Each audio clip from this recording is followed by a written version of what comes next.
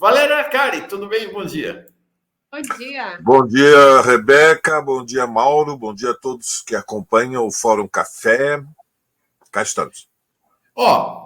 É o seguinte, o Brasil, a política brasileira e até a política internacional foi muito centralizada desde o domingo da semana passada pela declaração do Lula em Addis Abeba, e ela estabeleceu um divisor de águas aqui no Brasil, né? Quem está com o Lula e quem não está.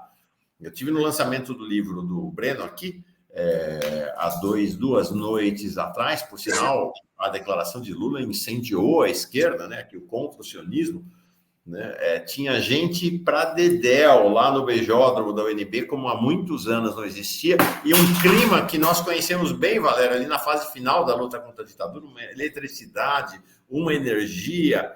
E aí, um dos caras mais vaiados lá foi o Jacques Wagner, porque acho que nesse momento ninguém perdoa a vacilação, né, nesta hora. E nós tivemos uma questão com o Guilherme Boulos, foi entendido que ele vacilou. Ontem você me mandou um vídeo dele, vou mostrar, e aí queria que você fizesse, então, colocasse essa questão da presença do Boulos no cenário. De condenação do massacre que está sendo feito. Peraí, deixa eu botar uma comecinha de novo. A posição é absolutamente clara. De condenação do massacre que está sendo feito, conduzido pelo governo de extrema-direita do Benjamin Netanyahu na faixa de Gaza, de condenação dessa seletividade moral, que é assim, uma coisa desumana, que é gente que agora sai condenando e atacando Lula pela declaração que deu, inclusive o prefeito de São Paulo, e que eu não vi dizer um fio quando caiu bomba sobre escola na faixa de Gaza, quando caiu bomba sobre hospital na faixa de Gaza. Francamente, o Benjamin Netanyahu e o seu chanceler não têm nenhuma autoridade moral para apontar o dedo para o Brasil. Então, por mais que essa questão não tenha relação com o tema de São Paulo, né, eu não quero que fique nenhuma dúvida a respeito do meu posicionamento, e que desde o primeiro momento foi claro. Condenei os ataques terroristas do Hamas, mas isso não significa, em nenhum momento, silenciar sobre esse absurdo, né, esse absurdo desumano, essa barbárie que está sendo conduzida na faixa de Gaza, que já levou à morte de mais de 10 mil crianças. Nós não podemos permitir essa imoralidade que não dá o mesmo valor para a vida de uma criança palestina que tem a vida de qualquer criança, seja ela palestina, israelense ou brasileira. Vou embarcar a nossa Helenira para participar dessa conversa com o Valério, fazendo um pedido para que ambos façam falas mais curtinhas para a gente poder dialogar aqui. Helenira, chega mais, bom dia, tudo bem? Bom dia. Bom dia, Mauro, bom dia, Rebeca, bom dia, Valério, tudo bem? Tudo bem, que bom que você veio. A Helenira pediu para participar hoje aqui, especificamente por causa do caso Daniel Alves, e agora Daniel Alves barra Neymar. Mas vamos falar primeiro de Boulos, né? Então, Valéria, como comentei, mas cedo teve um certo choque, eu vi até críticas dentro do pessoal ao Boulos, que naquela entrevista ele não quis falar, evitou falar, mas ontem se posicionou firmemente. Conta como é que foi essa trajetória aí do Boulos nesse caso? Olha, Mauro, quando se faz entrevistas às 7 horas da manhã, 8 horas da manhã, na sequência, vamos chamar assim, vertiginosa dos acontecimentos, se fazem escolhas difíceis. O Boulos foi feita a pergunta quase como uma entrevista de emboscada, e ele hesitou se encararia o tema diferente. Faz parte, digamos, de escolhas difíceis. Quando você é candidato e está em posição de candidatura em primeiro lugar, ou seja, há um certo favoritismo, como é hoje a candidatura do Boulos em São Paulo, ele hesita, ele sabe que há terrenos, assuntos onde as escolhas são muito difíceis. E houve, portanto, ninguém é infalível. Ele não deu uma resposta no tom certo. Veja, o assunto é de uma dramaticidade que uma brincadeira, uma resposta jocosa. Eu não sou candidato a prefeito em Tel Aviv. Não era apropriado. Em outras circunstâncias é uma boa resposta. Você dribla, é um drible. é uma finta. Naquele dia, diante da dramaticidade, do impacto do discurso do Lula na Etiópia, não foi uma boa escolha. E o que se faz diante disso é corrigir, e foi corrigido. E, portanto, há um tema mais de fundo aqui que eu quero fazer um comentário. Eu vou ser breve, Mauro. Há um certo desconforto em setores da esquerda radical com o fato de que o PSOL fez a escolha de construir uma frente com o PT. E uma escolha de frente com o PT, não apresentar candidatura própria, significa que o PSOL, no caso da experiência de São Paulo, deixa de ser um partido que tem como localização, posicionamento político, ser a expressão do protesto, é a expressão da juventude universitária, é a expressão das mulheres negras, é a expressão das lideranças LGBTs, é a expressão das lideranças ambientalistas. É um partido do protesto social que faz uma representação de um movimento no mundo institucional e passa a ser um partido que diz: nós queremos governar, nós queremos o poder, nós queremos transformar a sociedade, nós temos uma vocação de assumir responsabilidades. Nós estamos aqui. Bom, isto é uma mudança. Bom, diante disto, há uma parte da esquerda que está inconforme ou está desconfortável, porque se diz, então o Boulos agora é Boulos Paz e Amor. O Boulos agora não é mais o Boulos revolucionário, não é mais o Boulos que se apoia na mobilização e na ação direta para conquistar aqui agora a mudança da vida. Bom, é uma visão de estratégia com a qual eu discordo, Mauro. A luta pela reforma e a luta pela revolução não se dividem, Mauro. É só a luta por transformar, por reformas a sociedade, que permite que se desenvolva uma experiência política na escala de milhões, que aí permite ter uma relação de forças, ter uma capacidade de incidência que abre a possibilidade de rupturas. Porque não vale a pena fazer revolução se não for com as massas. Todas as experiências históricas em que exércitos revolucionários de vanguarda foram para a luta pelo poder, precipitaram guerras civis, e depois, na sequência, surgem regimes ditatoriais. E, portanto, nós no PSOL fazemos um debate também de natureza estratégica. A Revolução Brasileira não será um copia e cola da Revolução Cubana. Não tem Serra Maestra no Brasil. Isto é uma sociedade de 20 regiões metropolitanas com 1 milhão ou mais de pessoas. Isto é uma sociedade que tem 12 milhões de operários industriais, 38 milhões de carteiras assinadas no setor privado, 13 milhões de funcionários públicos. A Revolução Brasileira é um processo, Mauro. E neste processo, a candidatura do Boulos é uma tática eleitoral em frente com o PT para, na cidade de São Paulo, conquistar uma posição de derrota do neofascismo. Nós não estamos na iminência de outubro. Nós não estamos nos anos 30 em câmara lenta. Nós estamos numa situação pior, pessoal. Nós retrocedemos a uma situação anterior ao que era a esquerda no final da Primeira Guerra Mundial, quando ocorre a Revolução Russa. Ou seja, a ampla maioria da classe trabalhadora não tem referência no socialismo. E, portanto, fecho o parênteses, eu creio que a tática da candidatura Boulos é impor uma derrota ao bolsonarismo, evidentemente, e abrir um caminho para reformas radicais no quadro de uma frente única de esquerda. E ela tem limites, evidentemente, porque acordos têm que ser cumpridos. E aí, volto ao tema, há um certo desconforto e há o fogo amigo. Então, o Guilherme comete um erro de milímetros e se transforma. Aqui é o Bernstein, é o revisionismo. Estamos diante do início de um processo de traições. Não é razoável, Mauro, é infantil. Parece que estamos num movimento estudantil de tati-bitate, é de um sectarismo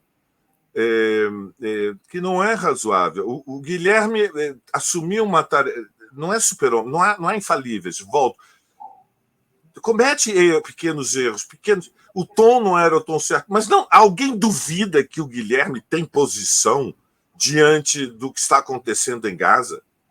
Alguém que tem um mínimo de experiência, honestamente, duvida que o Boulos está do lado da resistência palestina? Então, eu não entendo por que há nas redes sociais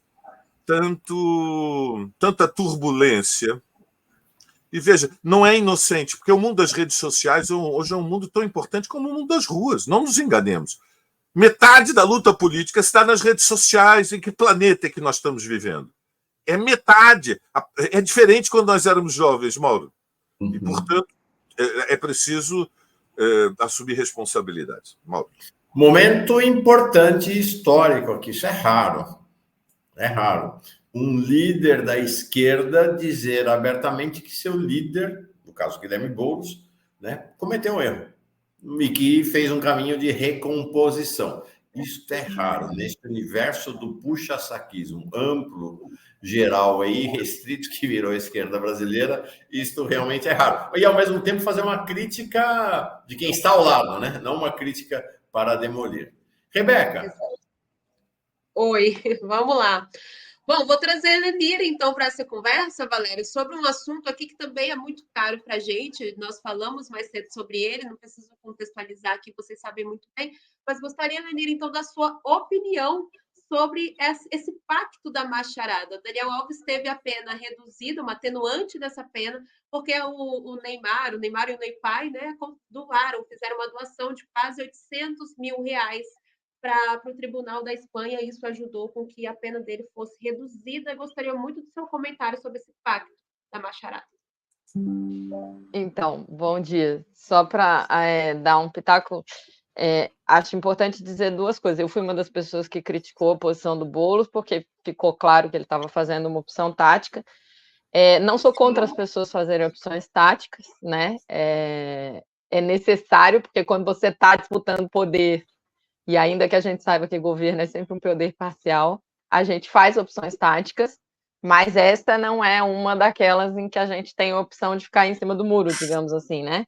Que foi e acho muito bom ver que ele corrigiu o rumo e segue o baile. Queremos muito que o Boulos e a Marta estejam na prefeitura em seguida.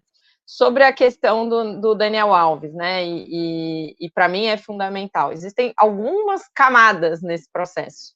A primeira camada é uma mudança numa perspectiva da vítima. Quando ela reportou para a boate o que tinha acabado de acontecer no ano retrasado, em dezembro de 2022, se a minha memória não falha, ela foi convidada a denunciar e repetiu para si e para os outros muitas vezes: não vão acreditar em mim, não vão acreditar em mim, não vão acreditar em mim.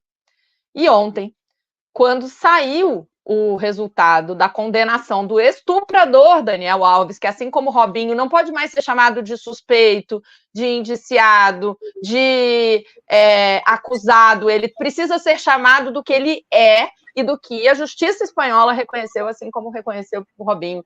Eles são estupradores reconhecidos pelo judiciário dos seus países, dos países onde eles cometeram seus crimes, e o estuprador Daniel Alves foi condenado porque a palavra dela foi considerada e ela repetiu várias vezes quando soube que ele tinha sido condenado: acreditaram em mim, acreditaram em mim, acreditaram em mim. Isso está reportado por uma repórter numa matéria do UOL, a Thalita, esqueci o sobrenome, desculpa, porque ela fez um bom trabalho a respeito disso.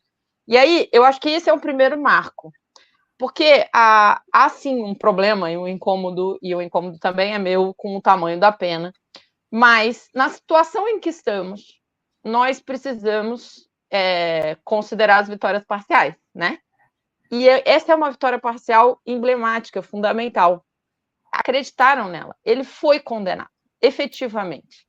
Então, um homem rico, poderoso, com meios, que tem os meios de comunicação a seu favor. Há poucos meses atrás, 2, 3 meses atrás, as manchetes da Folha e do Estadão eram: pobrezinho do Daniel Alves, como está sofrendo na cadeia. E não tem pobrezinho quando ele é um estuprador, né? Não temos pena de que alguém que comete um dos crimes mais brutais contra uma pessoa, contra a dignidade de uma pessoa, uma agressão física, moral, psicológica, que tem a ver com o poder de um homem que quer afirmar o seu poder para subjugar a mulher de todos os pontos da vida dela, ele precisa ser condenado emblematicamente. E ele foi condenado graças a uma legislação e a uma estrutura organizacional. A legislação é a legislação pela liberdade sexual das mulheres na Espanha, e a estrutura organizacional é um pacto que existe sobre em algumas casas noturnas, tem um protocolo de atendimento de vítima, de pessoa que reporta agressão sexual dentro dessas casas. E essas duas coisas combinadas resultaram num processo muito positivo, de que homens que se consideravam poderosos e eternamente impunes, porque a gente tem eles aos milhares, aos milhões de homens que estupram mulheres e que ficam impunes, principalmente os poderosos, principalmente os ricos. Meu gato está numa animação aqui em volta, ele está fazendo um monte de bagunça, mas ele foi condenado, e isso é preciso ser comemorado, não porque a gente ache suficiente, não porque a gente ache efetivo, mas porque é necessário e porque, diante da realidade, é isso, vitórias parciais, né? A gente quer fazer a revolução, mas ganhar poder na presidência da República, evitando fascismo, são vitórias parciais fundamentais. E essa foi uma vitória parcial fundamental. Sobre a questão do Neymar, eu acho que aí a gente tem a outra camada desse processo, que é importantíssimo deixar explícito e negritado para as pessoas que a vítima jamais concordou em trocar pena, ou seja, que o Daniel Alves respondesse pelo seu crime por dinheiro. E aí, eu primeiro quero dizer uma coisa muito clara. Não é moralmente condenável que uma mulher, nessas condições, aceite dinheiro, porque ela precisa objetivamente de dinheiro para se tratar do resultado da violência. Essa é uma mulher que está em depressão, que tem uma série de problemas, que tem medo de sair na rua, que tem uma vida muito difícil. E se ela efetivamente tivesse aceitado esse dinheiro, ou seja, se ela tivesse feito um acordo com a justiça e que uma parte da pena dele fosse convertida em multa, não seria moralmente condenável. Mas, assim como no caso da Mari Ferrer, é importante dizer que ela nunca aceitou. Isso foi uma imposição do judiciário espanhol. É uma coisa que está prevista, e quem impôs foi o judiciário. Ela não quis, e se ela tivesse a oportunidade de negar, ela negaria, como negou outras tentativas de acordo que o Daniel fez. Porque ele tentou. Ele tentou oferecer dinheiro para ela não oferecer denúncia, para ela retirar a denúncia, e ela não aceitou. Inclusive, muito mais dinheiro do que os tais de 150 mil euros. E aí, por último, a camada, que eu acho que é fundamental a gente perceber que Neymar, esse bolsonarista, esse cara que sempre fez proselitismo com a moral e os bons costumes, esse cara que também já foi acusado de estupro e tem, portanto, uma identificação direta com o parça que foi condenado por um ato do qual ele já foi acusado, e que ele sim resolveu esse BO dele com dinheiro, Neymar vai lá e salva o estuprador de metade da pena oferecendo o dinheiro. Então, e o detalhe, o Daniel Alves alega que não tem dinheiro, isso não está comprovado. Há processos no judiciário brasileiro em que o próprio judiciário contesta a falta de recursos, mas ele próprio, Daniel Alves, já disse uma vez que o problema, na verdade, é ele ter acesso ao dinheiro que é de propriedade dele e não exatamente falta de dinheiro. E, por último mesmo, dizer o seguinte: o silêncio dos demais jogadores. Eu vi vários comentaristas de futebol no tom certo. Vários. O Casagrande foi um dos poucos ex-jogadores que se manifestou claramente, mas a Cristine Fibe ressaltou um fato de que o silêncio dos demais jogadores de futebol é ensurdecedor.